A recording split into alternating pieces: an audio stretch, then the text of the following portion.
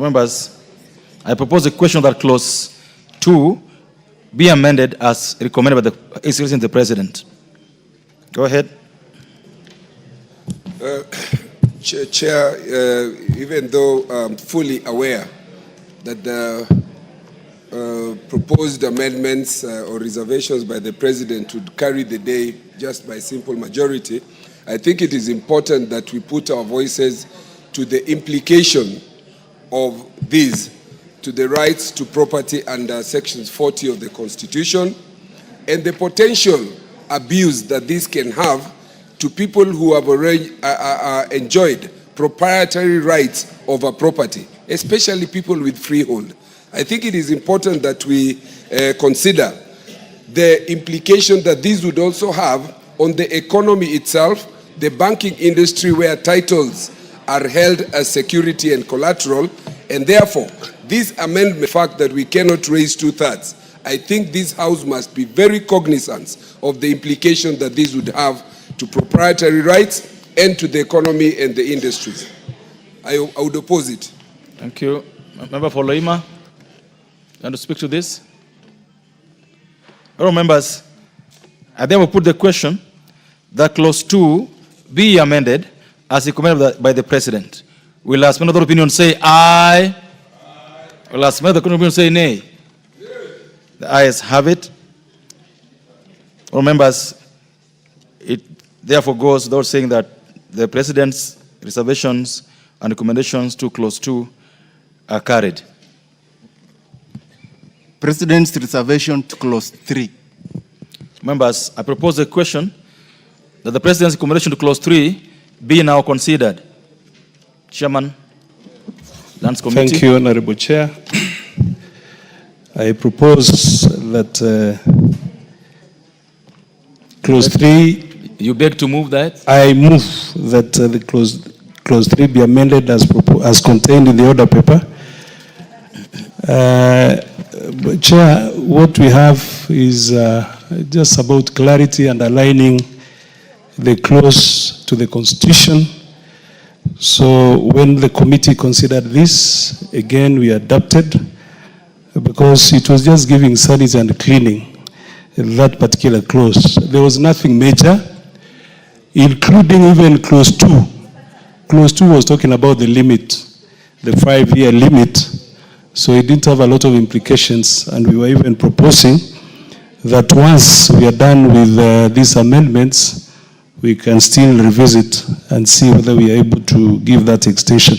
There is provision within the clause that if NLC so feels that they need an extension of the same, then we should be able to do that. I move. Thank you. Members, I now propose a question that clause 3, be amended as recommended by the Excellency of the President. There's no contribution on this. All members, I therefore put the question that clause 3 be amended as recommended by His Excellency the President. Will as another opinion say aye?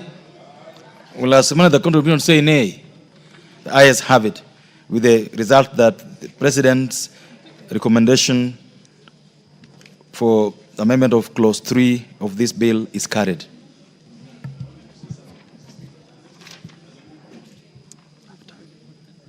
We've already put the question, sir. So after.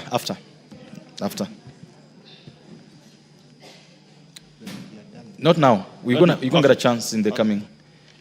So the mover, Honorable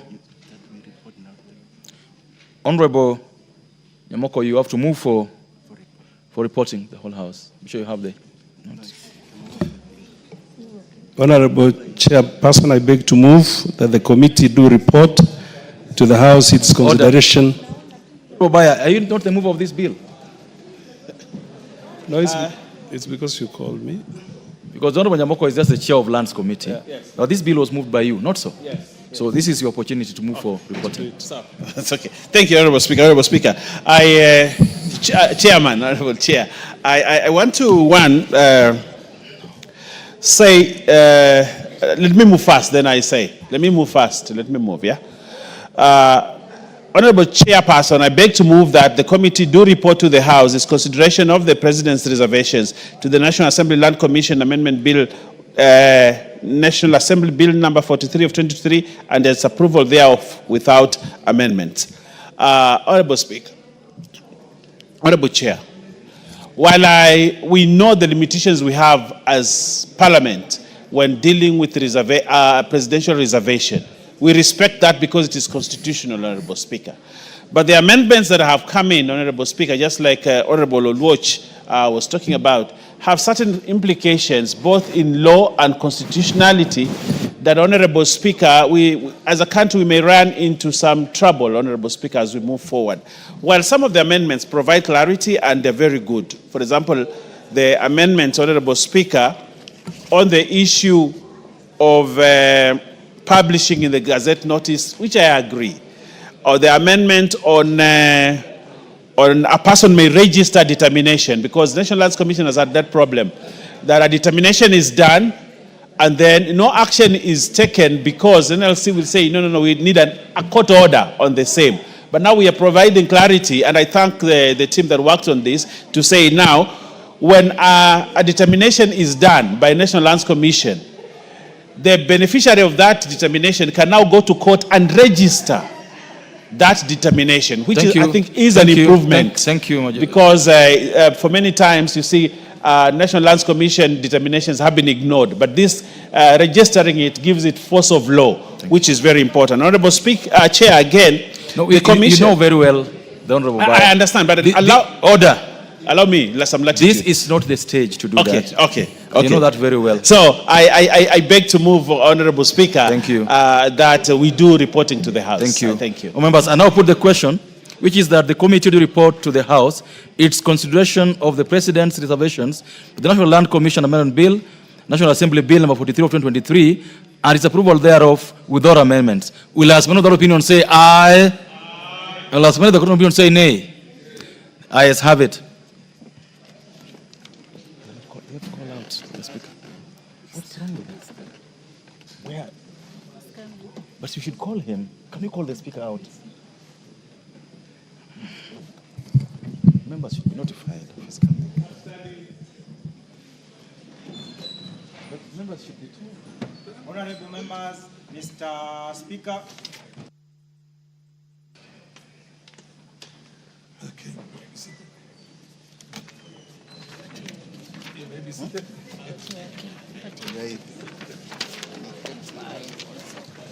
Just give him any other.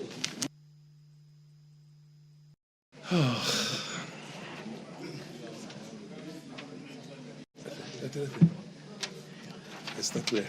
We are here now. Call the chairperson to report to the House. I call upon the chairperson to report to the House.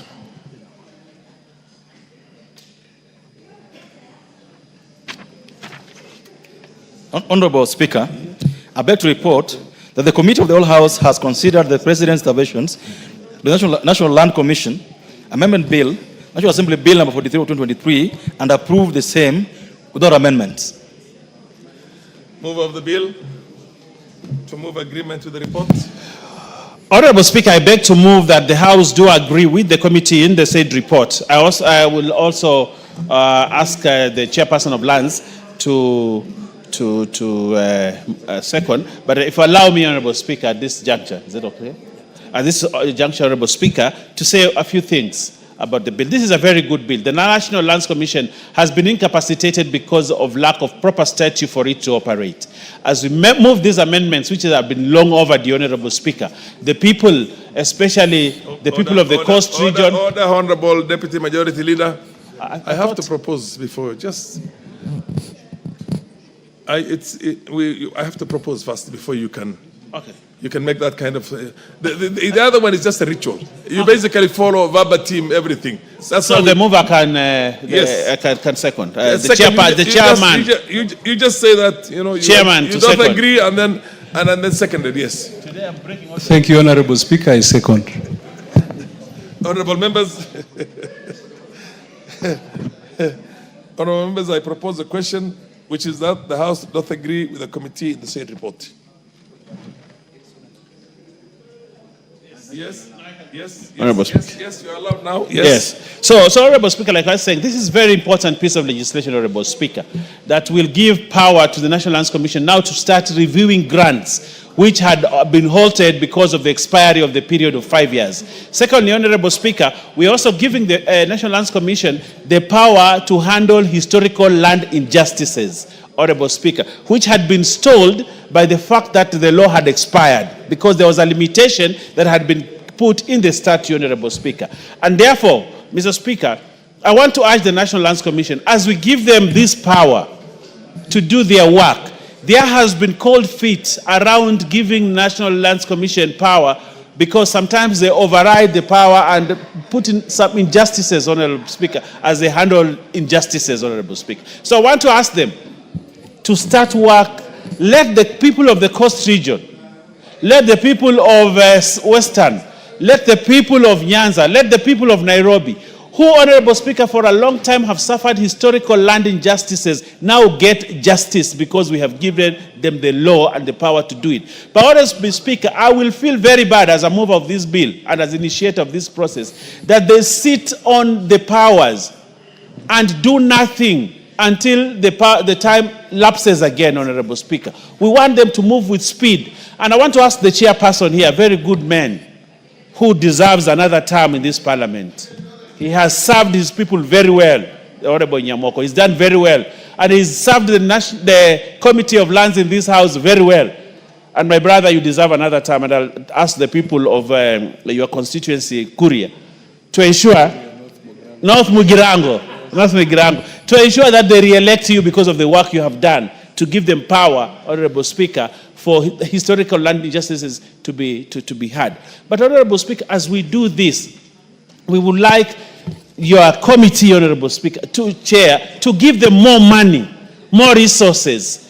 The fact that they have the power and the statute and the law on their side, Honorable Speaker, without funds, without money, they will do nothing. So many times the National Lands Commission is underfunded. And if it is underfunded, Honorable Speaker... Order. Somebody's on a point of order. What's your order? What's your point of order? Thank you, Mr. Chairman. The MP for Isiolo South. Yes, the Deputy Majority Leader mentioned the Coast Region and any other parts concerning historical injustices. Historical injustices covers even our part. In the northern part of the country, including Isiolo, is also covered. Please mention even Isiolo. Okay, Honorable Speaker, and I want to ask that there are people to hear you because you are a very good representative. You have to remind, actually what you have done, Honorable Speaker, this member of parliament for Isiolo will get another term because he is very concerned about his people. I want to say, Honorable Speaker, the people of Northeastern have suffered historical land injustices. Northern Kenya. Northern Kenya have suffered historical land injustices for many years. They have lived without titles. They have lived on land that other people claim is their land, Honorable Speaker. And they deserve justice. And that's why the Constitution of Kenya put two important things in that Constitution. One, that historical land injustices be reviewed, Honorable Speaker, and also they put the Equalization Fund so that the region of Northern Kenya, Honorable Speaker, can be at par with the other regions, Honorable Speaker. And if, Honorable Speaker, we do not handle the issue of land injustices, there is no way even Equalization Fund can bring equality. Land ownership and land tenure system, Honorable Speaker, is what we require first for us to advance our societies, our communities. And the people, of course, the people of Kilifi, the people of Kwale, the people of the Northern Kenya can never take off as giants in the economic matters, Honorable Speaker, if they do not get land back. We fought for independence on this country for three things, Honorable Speaker: to get economic independence, to get political independence, but also to get back our lands, Honorable. That's why the war independence was important. But some regions, Honorable Speaker, got two things, got one thing only: political independence. But they have been denied economic independence and they've been denied their land. This law, Honorable Speaker, and I'm very passionate about this, is a precursor, is one big step towards ensuring that the reasons why we fought for independence in this country is achieved. And I am happy today that this 13th Parliament is midwifing this law. Honorable Speaker. And as we move, Honorable Speaker, on this matter, I want to say this. Although the presidential reservation, we support it because of the thresholds constitutional. But there is one thing, while I will agree with it, but principally, Honorable Speaker, the Supreme Court ruled you cannot limit a right by virtue of time. A right is a right. If you are denied your right this year and you come and claim it 2050, it will still be a right. But what we have, but the presidential memorandum has introduced the aspect of time again, capping it at 5 years. So if something was done to me and I come to realize this was an injustice 10 years from now, what do we do? And the Supreme Court made a ruling, Honorable Speaker, that we cannot deny a right, somebody's right by virtue that time has elapsed to lodge a complaint. But because of the constitutional thresholds, probably we cannot overturn. But I also like what they have done. They have said Parliament can review and give more time. Although it's not something that I really wanted. Deputy Majority Leader. But I want to say, I want to thank this Parliament. I want to thank you, Mr. Speaker, for allowing me the time to speak. I know when I talk about Northeastern, it touches you, your heart. And I want your heart to continue to be touched, Honorable Speaker, by such things. Otherwise, I rest my case and I thank you, Honorable Speaker. Order. Are you on a point of order? No. At this stage, it's allowed, yes, but only a small leeway. But if you insist, and you all want to be watched by your constituents back at home, I'll allow the Honorable, the Narok MP and Karole Omondi. Are you asking for yourself or are you asking for somebody else? Are you okay? Proceed, Honorable Oluoch, and then followed by Karoli, and then the MP for Narok. And honorable order. Honorable members, and please just take a minute. I know it's a very touchy issue. That's why the chair is willing to give a certain leeway. And land is a very passionate thing in this country, and it rightfully is. But let's just take 1 minute all, so that we can conclude this matter. And Speaker, I want to thank you. Is that Tandaza at that end there? Honorable Tandaza? Gatana, okay. Proceed, Lord. Thank you, Speaker, for allowing us the latitude to speak on this very emotive matter. And while I have no problem, absolutely, with Honorable Bayer and why we need to extend the time to deal with historical injustices, land injustices, my problem would be the expansionist nature in which the presidential memorandum has been crafted. Because if you allow this the way it is, to review all grants and or dispositions of public land, I have a particular case that would be affected by this, some of which is ancestral land that is under freehold, and I'm talking in respect of my own father, biological father, an 80-year-old guy whom the Kisumu County government has been trying to use through craft of interpretation to try and review leasehold that Kanyakwar people, and I think the Honorable Nyikal, owns land in the place where I am talking about. Land that has been ancestral, freehold, but which under craft of interpretation and expansionist way of looking at this may not be classified as dealing with historical injustices. It would be taking away proprietary rights that had already been accrued, which must not have been the intention of the Constitution and the drafters of this when they said they wanted to deal with the cases in Northeastern, the ones in Coast, and even in Madare, where we've not been titled since independence. I have a problem with how the National Land Commission, and lastly, and I thank you, this is my very last point. We must also look at the constitutionality of this in respect of what you call the retrospective or retroactive application of law. How do you pass a law today to roll